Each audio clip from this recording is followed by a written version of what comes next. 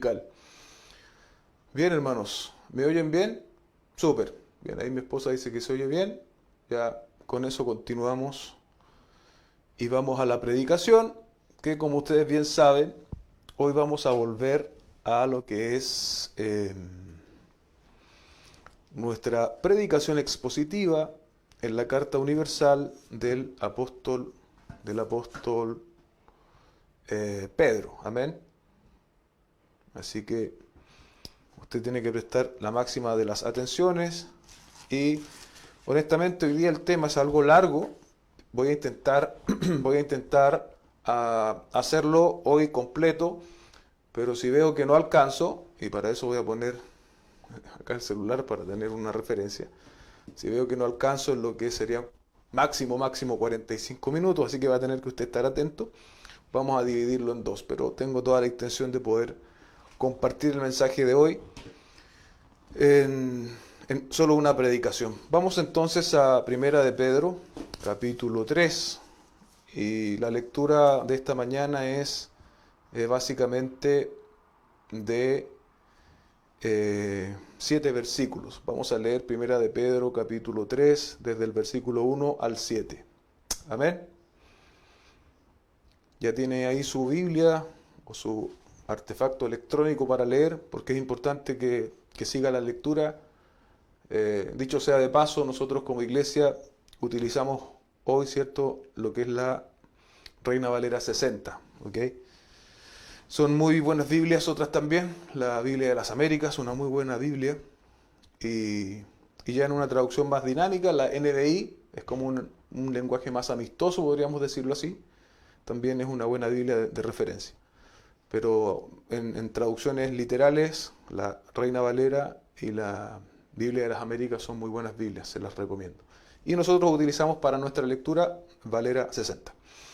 Bien, hermanos, vamos a leer, dice: Asimismo vosotras, mujeres, estad sujetas a vuestros maridos, para que también los que no creen a la palabra sean ganados sin palabra por la conducta de sus esposas, considerando vuestra conducta casta y respetuosa.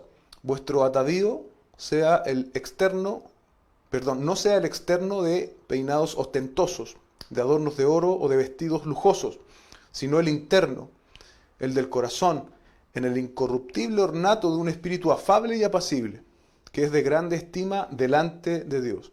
Porque así también se ataviaban en otro tiempo aquellas santas mujeres que esperaban en Dios, estando sujetas a sus maridos, como Sara obedecía a Abraham, llamándole Señor, de la cual vosotras habéis venido a ser hijas, si hacéis el bien, sin temer ninguna amenaza. Vosotros, maridos, igualmente vivid con ella sabiamente, dando honor a la mujer como a vaso más frágil y como a coherederas de la gracia de la vida, para que vuestras oraciones no tengan estorbo.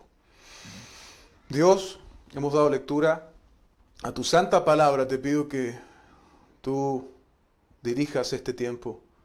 Tal vez hoy enfrentamos un texto complejo en el sentido de el aspecto social que implica, la carga social que este texto tiene hoy, cómo el mundo ve esto que acabamos de leer. Te ruego que nuestro espíritu pueda ser un espíritu enseñable, nuestro corazón sea enseñable, y que tu palabra, Señor, tenga la primacía por sobre nuestras opiniones, por sobre el contexto social, podamos afirmarnos a lo que tu palabra dice. Te lo ruego en el nombre de Jesús, nuestro Señor. Amén. Amén. Cada 1000 personas en edad de casarse, solo 3 lo hacen hoy en Chile. Cifra que hace 3 décadas era de 8. Expertos plantean que la institución es actualmente un punto final y no el comienzo de un proceso de asociación o formación familiar. El menor número de matrimonios responde a las tensiones entre amores, afectos, intimidad, condiciones de trabajo y autonomía, subraye eso, autonomía de sus miembros, especialmente de las mujeres y sus proyectos de vida más allá de la maternidad y la crianza. El aumento de la autonomía femenina vinculada al crecimiento de la mujer en el empleo podría ser la principal fuerza impulsiva de la reciente convivencia que disminuye en Chile, ¿cierto? Bueno, aumenta la convivencia y disminuye el matrimonio. Este es un extracto del año 2019 del diario La Tercera y nos muestra algunas características del matrimonio hoy en día. Por ejemplo, ¿cierto? Que la gente se casa mucho más tarde, existen menos matrimonios y hay más convivencia. Y una de las cosas, ¿cierto?, que se subraya es por la autonomía, ¿cierto? Yo le dije que subrayara eso, la autonomía femenina en términos laborales y tal como dice el extracto, proyectos más allá de la maternidad y la crianza. Este es hoy día, hermanos, un texto que puede sonar anacrónico para muchos. Entonces surge la pregunta muy honesta, ¿debe la Iglesia adaptarse a los cánones de la sociedad, al estándar de la sociedad? Sería lógico decir que lo dicho respecto del matrimonio fue dicho en otra época y hoy día es anacrónico e impracticable. Por otro lado, debemos nosotros sostener los principios bíblicos de manera independiente de lo que diga el mundo. Espero que usted ya esté acertando a las respuestas de esas preguntas. Pero para explicar algo, ¿cierto?, que tiene relación con la Biblia y su entendimiento, y voy a intentar ser lo más sencillo posible respecto de los contextos, antes de ir a los versículos directamente involucrados. Lo primero que tengo que decirles, hermanos, que en la palabra del Señor hay una distinción más o menos transversal, y es que hay textos de tipo prescriptivos y hay textos de tipo descriptivos. Los prescriptivos, yo siempre doy este ejemplo, es como cuando usted va al médico y el médico le prescribe 2 o 3 paracetamoles al día, un antibiótico, etc. Eso es prescriptivo, es decir, el texto prescriptivo nos está diciendo, señalando lo que nosotros tenemos que hacer, y un buen ejemplo de un texto prescriptivo es justamente el texto que nosotros estamos hoy. Ya voy dando luces entonces de qué tan aplicable es lo que nosotros acabamos de leer, teniendo en cuenta ya que Primera de Pedro, ¿cierto?, es un texto prescriptivo. La mayor parte de la enseñanza es aplicable para nosotros hoy. Versus, como dije recién, lo descriptivo. Un texto descriptivo es, por ejemplo, Hechos de los Apóstoles. Si yo les dijese a la luz del texto en Hechos que tenemos que vender nuestras propiedades y usted tiene que traer sus dineros y sus recursos a la iglesia, eso sería de mi parte un abuso. ¿No lo cree así? Porque claramente el libro de Hechos nos está relatando, ¿cierto?, la historia de la iglesia en sus primeros años, pero no directamente dándonos prescripciones de lo que debemos hacer. Ahí usted tiene una gran diferencia, ¿cierto? Primera de Pedro, por lo tanto, es prescriptivo y fueron instrucciones inspiradas divinamente, subraye eso, divinamente a creyentes. ¿Cuándo nosotros podemos decir que dichas instrucciones encuentran aplicación en todo el tiempo? Si yo leo una carta, ¿cierto?, de Pablo o de Pedro, ¿cuándo yo puedo decir que esa instrucción dada es una aplicación en todo el tiempo? Bueno, cuando estas prescripciones son avaladas por el resto de las Escrituras. Ahora, la pregunta que cabe decir, porque entramos en un tema controversial respecto de la sumisión de la mujer, ¿cierto? ¿Es el caso?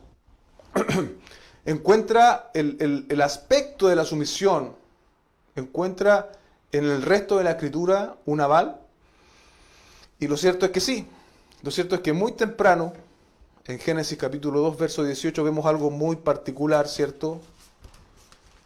Y es que, verso 18, y dijo Dios, no es bueno que el hombre esté solo, le haré ayuda idónea.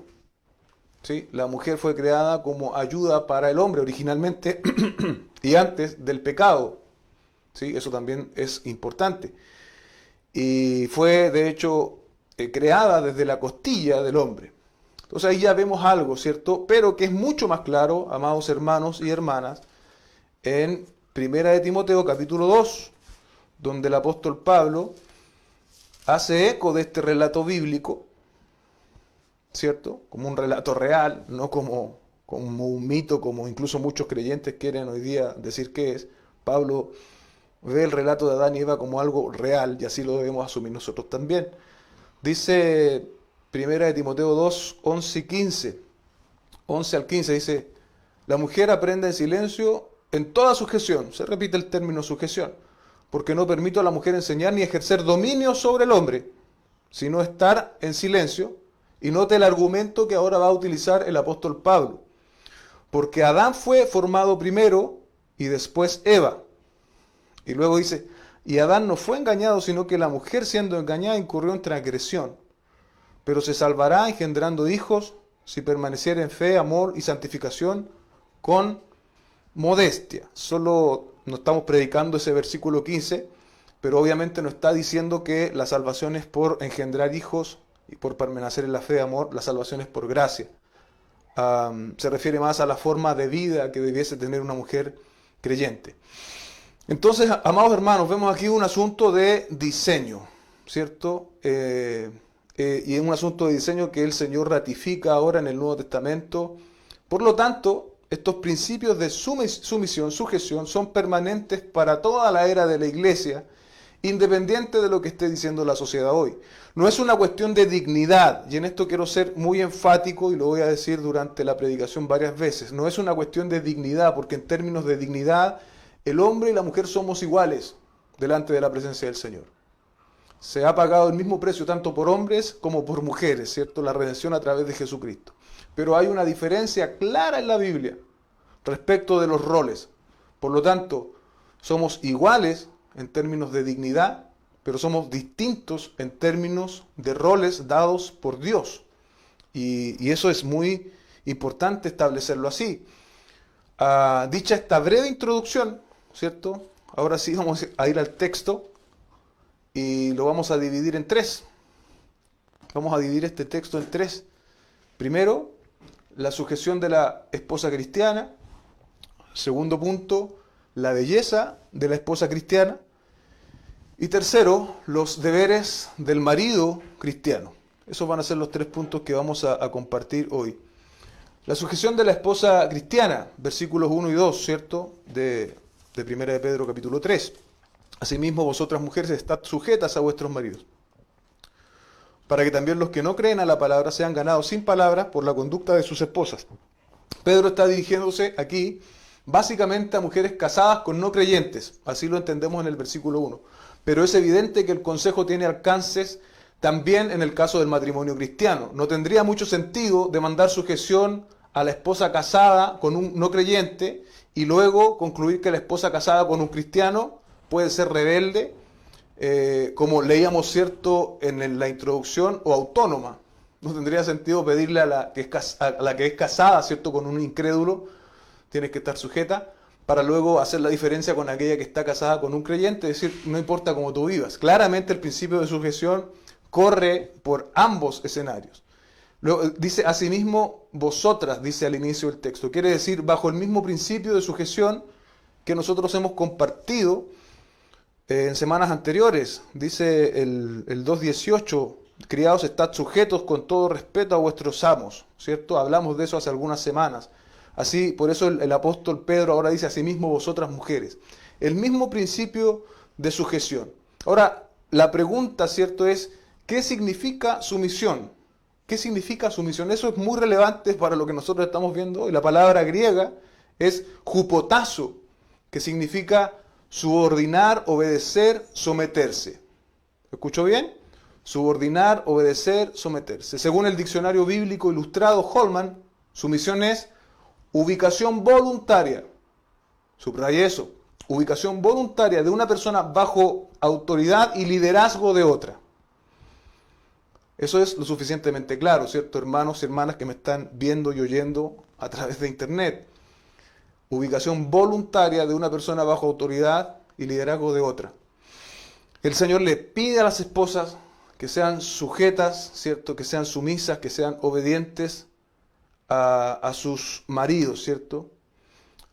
Queridas hermanas que están oyendo hoy día, no se asusten con esta palabra de someterse, de sujetarse, ni con el acto que esto implica. Porque la realidad es que todos nosotros tenemos un llamado a someternos. Todos nosotros. Y si usted se fija, la vida, ¿cierto? La vida en general no se vive sin un grado de sujeción. Amén. Y yo creo que el ejemplo mayor que puedo dar en este sentido es la sujeción eterna que el Hijo, el Señor Jesucristo, tuvo con Dios Padre. Ahora, si vemos que el Hijo se sujetó voluntariamente al Padre, ¿cierto? Siendo Dios, teniendo la misma esencia de Dios, ¿cuánto más nosotros, hermanos, hermanas, debemos también con gozo sujetarnos? Dice Filipenses capítulo 2, verso 5, haya pues en vosotros este mismo sentir que hubo en Cristo Jesús, el cual siendo en forma de Dios, eso quiere decir que era Dios, ¿cierto? No estimó el igual a ser igual a Dios como a cosa que aferrarse. ¿No? Dice, sino que se despojó de sí mismo tomando forma de siervo hecho semejante a los hombres. Ahí está el ejemplo de nuestro Señor Jesucristo, amados hermanos.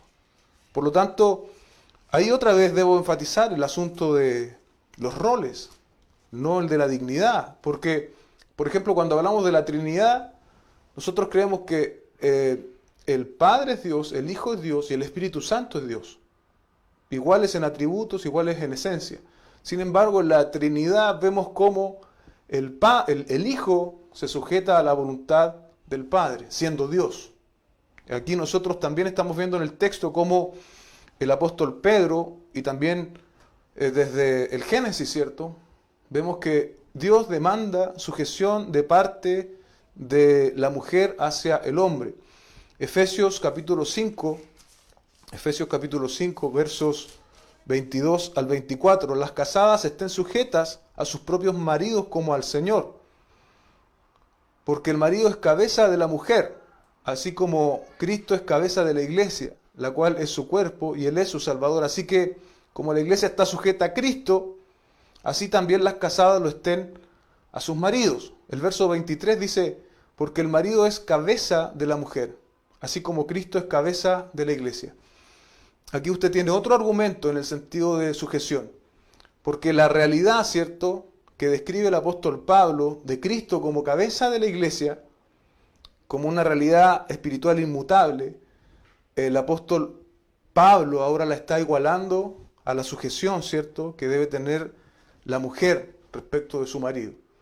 La relación de Cristo con la iglesia no va a cambiar, es una relación eterna. La relación en el matrimonio, por lo tanto, debe ser un reflejo de ello. Luego vemos en Colosenses 3:18, vemos lo siguiente, dice, casadas, estad sujetas a vuestros maridos como conviene en el Señor. Eso a mí me llamó la atención, como conviene en el Señor. Otra vez, lo conveniente y lo agradable delante de los ojos del Señor no cambia, amados hermanos. Dicha sumisión obviamente no es ciega, tiene su cauce y tiene sus límites también dados por el Señor. Si Pedro, ¿cierto?, divinamente inspirado, aborda este conflicto en su contexto, debió haber producido ciertas tensiones. El tema de las hermanas que estaban casadas con hombres no creyentes, en su contexto original. Ahora imagine usted cuánto más tensión provoca este tipo de enseñanzas en el siglo XXI, con todas las ideologías que hoy día están penetrando en el mundo, en la sociedad e incluso en la iglesia. MacArthur dice respecto a estas excepciones que yo le decía, porque obviamente hay sujeción, hay sumisión, pero hay un límite. Y menciona, por ejemplo, la coerción a pecar, ¿cierto? Es decir, si el marido le está incitando a pecar, hasta ahí llega la sumisión. O toda desobediencia a la palabra de Dios, también, ¿cierto? O toda imposición de daño físico.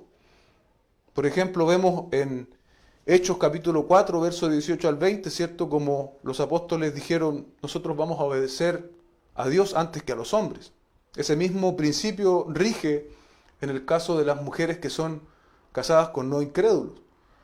Siempre, y ese principio también es un principio que sirve respecto de las autoridades, obviamente. Siempre tenemos que obedecer a Dios antes que a los hombres. cuando está esa demanda contraria, ¿cierto? Y respecto, obviamente, de desobedecer a la palabra del Señor es lo mismo, y la imposición de daño físico también, ¿cierto? Todos, hombres y mujeres, somos imagen y semejanza de Dios. Por lo tanto, no debiésemos soportar que otro nos dañase. Eso claramente transgrede la norma del Señor. Repito, la sumisión no implica diferencia de dignidad, únicamente roles diseñados por Dios y útiles de manera eterna, hermanos. ¿Qué efectos iba a tener la sujeción en los maridos no creyentes según el texto que estamos leyendo? Mira lo que dice: estad sujetas a vuestros maridos para que también los que no creen a la palabra sean ganados sin palabra por la conducta de ellas. Es un medio evangelizador, ¿cierto? Ahora, ese es en el contexto de un marido no cristiano. Cuando el marido es cristiano, cuando todo el hogar es cristiano, yo digo que es un medio de glorificación. Cuando las hermanas, ¿cierto?, se someten a sus maridos, es un medio de que Dios es glorificado porque estamos siendo obedientes a los preceptos de Dios y no a lo que la moda, no a lo que la sociedad nos indica como correcto, sino a lo que la palabra de Dios nos indica como correcto. Y cuando nosotros obedecemos al Señor, el Señor es glorificado porque estamos reflejando su gloria de alguna manera, y que no vivimos en conformidad a lo que el mundo dice que es correcto, sino en conformidad a lo que Dios nos dice que es correcto. Verso 2 dice: considerando vuestra conducta casta y respetuosa. Esta conducta casta y respetuosa, ¿cierto?, nos habla de sujeción, retrata integridad, modela el Evangelio, ¿cierto?, con su propia vida. Otra vez es evidente que estas características son también requeridas en el contexto de un matrimonio cristiano. La sujeción, terminando este primer punto, y su manifestación, ¿cierto?, como dice el verso 2, conducta casta y respetuosa, son por lo tanto requerimientos para las esposas cristianas en toda época, no solamente en la época de Pedro, sino que en toda época. Segundo, la belleza de la esposa cristiana, versos 3 al 6, dice: vuestro atavío no sea el externo de peinados ostentosos, de adornos de oro o de vestidos lujosos, sino el interno, el del corazón, en el incorruptible ornato de un espíritu afable, que es de grande estima delante de Dios. El contexto, ¿cierto? Había un esfuerzo excesivo por llamar la atención. El atavío es un adorno, y las mujeres con más recursos en la época utilizaban lo que se menciona acá, ¿cierto? Peinados ostentosos, adornos de oro, vestidos lujosos. Y la palabra hace una clara diferencia, ¿cierto?, entre esto que es externo y lo que se dice en el versículo posterior, que es interno. Ahora, una pregunta aclaratoria: ¿quiere decir esto que las mujeres cristianas no se deben arreglar? Por supuesto que no. Pero quiere decir que la mujer cristiana debe aprender a ponderar, a poner cada cosa en la importancia que tiene y no dejarse llevar por las modas, ni por la sociedad, ni por lo que una amiga puede decir. Escuchaba un buen ejemplo, ¿cierto?, del pastor Núñez en alguna de las clases, no recuerdo en cuál, que en alguna oportunidad le dijeron a su esposa que su traje estaba pasado de moda. Un traje estaba en un matrimonio y alguien se le acercó, me imagino con confianza, y le dijo que ese vestido ya estaba pasado de moda. Y la esposa del pastor Núñez le respondió: ¿pero quién dice eso? ¿Quién lo dice? ¿Dónde está esa norma? Claro, porque es algo que la sociedad impone. Eso es algo que la moda impone. Y esta preocupación excesiva, ¿cierto?, por estar en la vanguardia, por las cosas externas, es justamente lo que el apóstol Pedro está condenando, por decirlo así. Las mujeres cristianas no debiesen vivir de esa forma. Encontramos eco también de esto en Primera de Timoteo 2. Primera de Timoteo 2. Versos 2, capítulo 2, versos 9 al 10. Dice: asimismo, lo que las mujeres que se atavíen de ropa decorosa, con pudor y modestia, no con peinados ostentosos, ni oro, ni perlas, ni vestidos costosos, sino con buenas obras, como corresponde a las mujeres que profesan verdad. Una idea similar queda registrada en los escritos inspirados del apóstol Pablo en este caso, ¿cierto? Lo más primordial, amadas hermanas, es lo interno, ¿cierto? Lo que es producido por una relación íntima con el Señor. Luego lo externo, ¿cierto? Sin permitir nunca que esto sea un motivo de angustia, de preocupación, de sentirse menoscabada, porque las cosas que al Señor realmente le interesan tienen que ver con lo interno. Hoy en día, ¿cierto? En la sociedad en la que vivimos, hay muchos hombres que son igual en este sentido, así que probablemente esta palabra igual podría alcanzarles en algún punto. Dice verso 4, ¿cierto? El contraste, ¿cierto? Mientras el verso 3 habla de lo que no debiese ser, de ese atavío externo excesivo, el verso 4 ahora nos expresa el interno. Dice lo interno, verso 4, sino el interno, el del corazón, en el incorruptible ornato de un espíritu afable y apacible, que es de grande estima delante de los ojos del Señor. El adorno, el atavío, la belleza interna es el incorruptible ornato, amadas hermanas. Por más que nos arreglemos, lo anterior, ¿cierto? Lo expuesto en el verso 3, todo ello es de carácter corruptible y pasajero. Todo lo que nosotros logremos hacer con nuestro cuerpo, vestirnos, adornarnos, todo eso es corruptible y pasajero. Por eso yo decía antes que las mujeres deben aprender a ponderar, a establecer qué es primario y qué es secundario. Un espíritu afable, apacible, tierno, sereno, traduce la Biblia de las Américas. Esto se traduce en pureza de vida y reverencia a Dios. Una mujer, en el contexto, ¿cierto? Recordemos esa tensión de estar casada con un incrédulo. Es una mujer que para vivir de esta forma tiene dominio propio, pues es habitada por el Espíritu Santo. En consecuencia enfrenta las dificultades, siempre confiando en el Señor.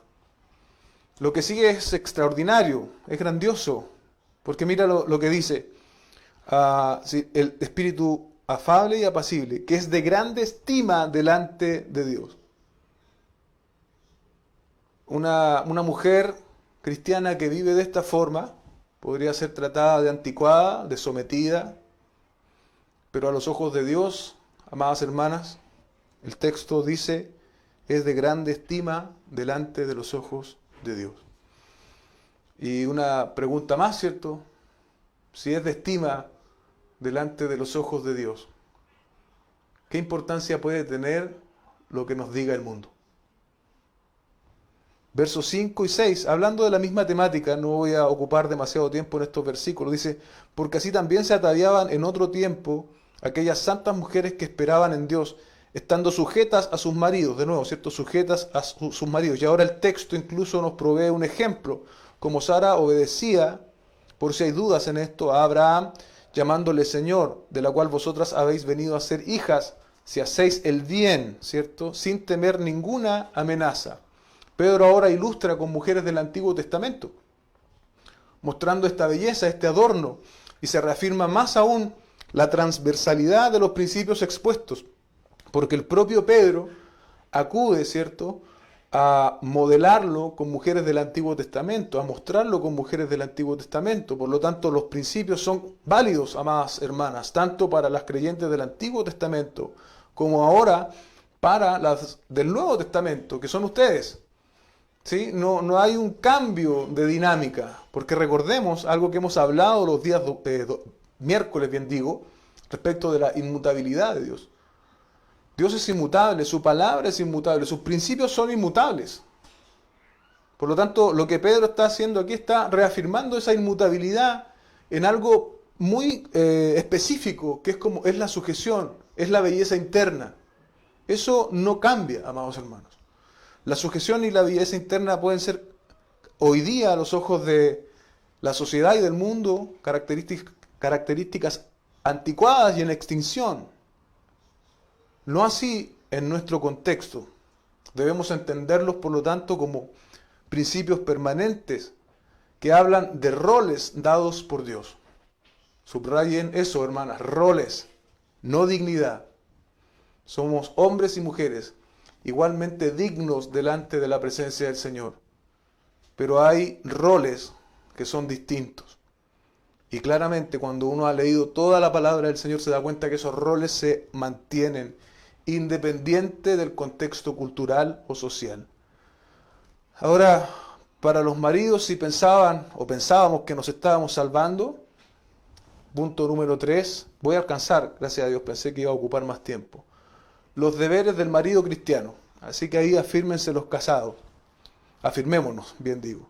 Se nos demanda, ¿cierto? El verso 7. Vosotros maridos igualmente vivid con ella sabiamente, dando honor a la mujer como a vaso más frágil y como a coherederas de la gracia de la vida, para que vuestras oraciones no tengan estorbo. Se nos demanda en primer término sabiduría, y la sabiduría bíblica no es solo acumular información intelectual, la sabiduría bíblica básicamente tenía que ver con la información hecha vida, hecha práctica.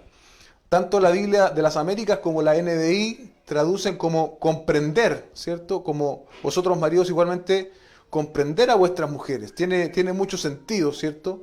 Dicha comprensión involucra el saber que la mujer es distinta a nosotros, ¿sí? Y creo que algo de lo que intenta reflejar aquí el apóstol Pedro es justamente eso, porque dice, dando honor a la mujer como a vaso más frágil. Un vaso, ¿cierto? Un recipiente. Es un vaso, es de una constitución, por decirlo así, distinta a la nuestra, los hombres. Entonces tenemos que tener nosotros ese cuidado. Y también citando una historia escuchada también por el pastor Miguel Núñez, es más bien un ejemplo. Si yo, por ejemplo, el día de mañana llego con una revista o un libro que dice, no sé, los 10 pasos para adelgazar, y yo se lo entrego a mi esposa, ¿ustedes cómo piensan que va a reaccionar ella? Mal, ¿cierto? Se va a enojar. Pero es muy distinto cuando, por ejemplo, una familiar, una prima, por decirlo así, Kelly, ¿cierto? Viene con ese mismo libro y le dice, mira, Diana, encontré este libro, podríamos utilizarlo, podríamos hacerlo juntas, podríamos cuidar nuestra salud alimenticia, qué sé yo. ¿Se da cuenta? Porque nosotros tenemos, las mujeres tienen botones rosados y nuestros pulsores son azules. ¿Sí? Somos diferentes. Y es por eso que nosotros tenemos que tomar en cuenta esta diferencia y tenemos que tener en cuenta, ¿cierto? Que tal como el texto lo explica, dice, dando honor a la mujer como a vaso más frágil, ¿cierto? MacArthur comenta respecto de este pasaje, aunque es igual en todo en Cristo, refiriéndose a la mujer, no tiene inferioridad espiritual por ser mujer, es más débil, ¿cierto? Es más frágil en algunos sentidos. Por lo tanto, necesita de nuestra parte los hombres la protección, la provisión y la fortaleza del esposo. Efesios 5, 25. Efesios 5, 25 dice lo siguiente. Maridos, amad a vuestras mujeres.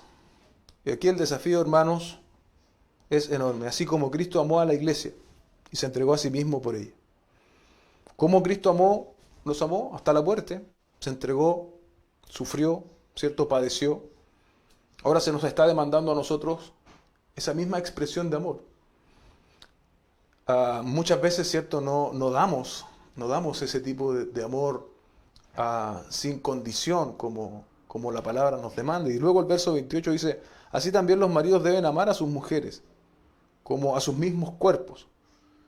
El que ama a su mujer, a sí mismo se ama, porque nadie aborreció jamás a su propia carne, sino que la sustenta y la cuida, como también Cristo a la iglesia. Hay un tremendo desafío en el verso 25, pero también hay una nueva realidad de que ya no somos uno por cada lado, sino que somos uno en Cristo en el matrimonio. Y el marido tiene un deber, ¿cierto?, de protección, de cuidar. Así como se cuida a sí mismo, ahora cuida también a su esposa.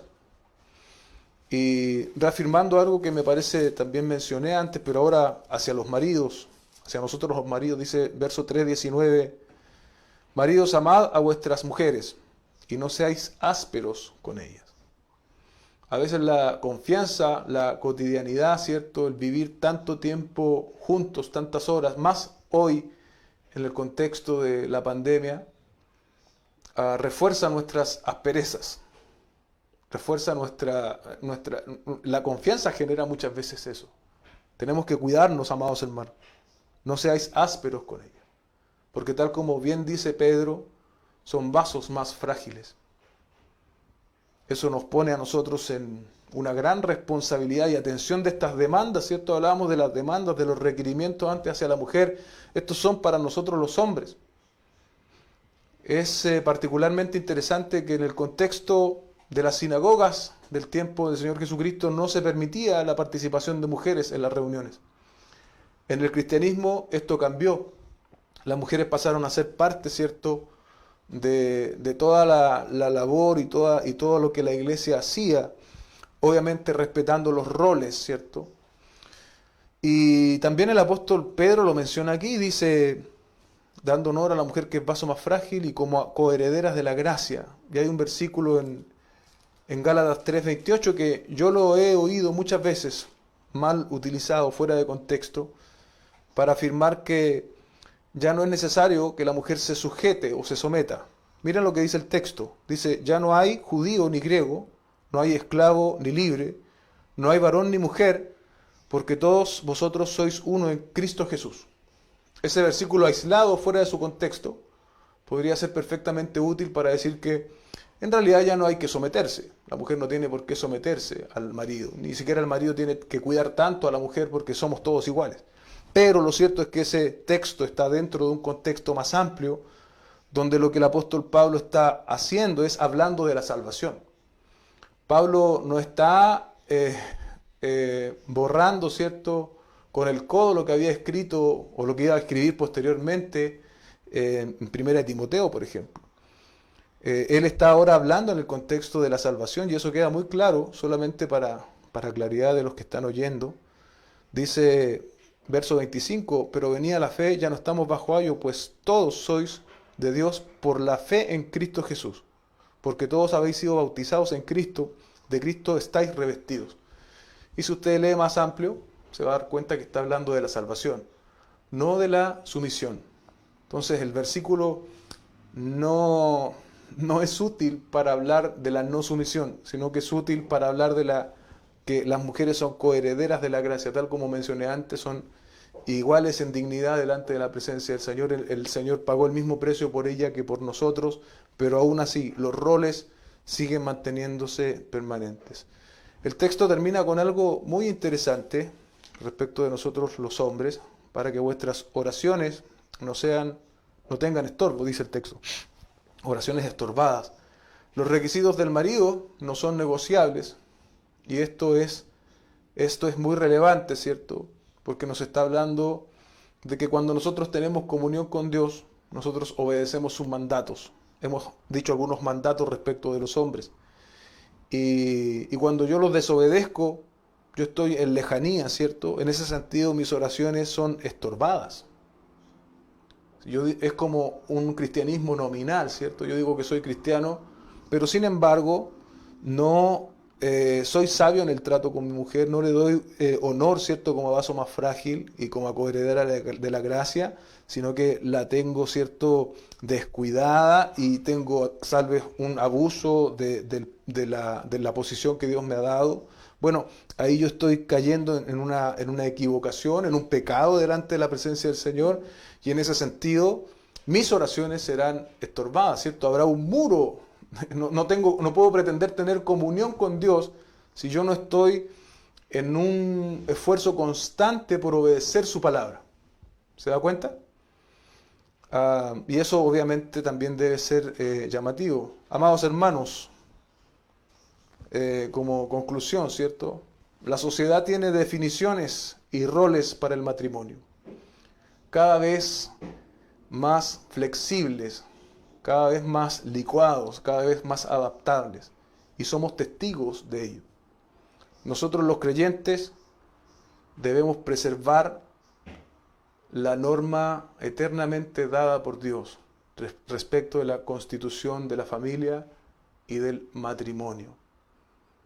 nosotros somos llamados a obedecer a Dios, tanto hombres como a mujeres, y ser un reflejo,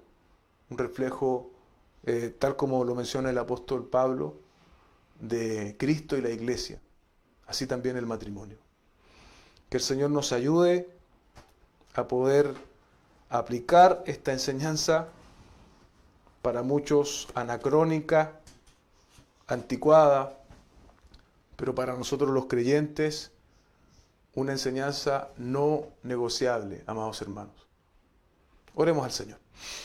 Buen Dios y Padre, te damos gracias esta mañana por permitirnos compartir tu palabra, un tema quizás algo controversial, pero muy actual, Señor. Sin lugar a dudas, no se cuenta con el tiempo para ir al detalle, para tal vez poner aún más bases bíblicas respecto de esto. Pero te ruego, Dios, que tú, con lo que se ha compartido, si hay en nuestros corazones rebeldía, Señor, si hay inquietud, si hay cosas, Señor, que se han adaptado más al mundo que a tu palabra, podamos someternos, Señor, en humildad y podamos reconocer que las ideas de la sociedad jamás serán las ideas de Dios. Las ideas de la cultura suelen, de hecho, atentar contra el diseño de Dios. Ayúdanos, Señor, a permanecer firmes en las convicciones bíblicas y a llevarlas a cabo, Señor, a cumplirlas. Te lo rogamos en el nombre de nuestro Señor Jesucristo. Amén y amén.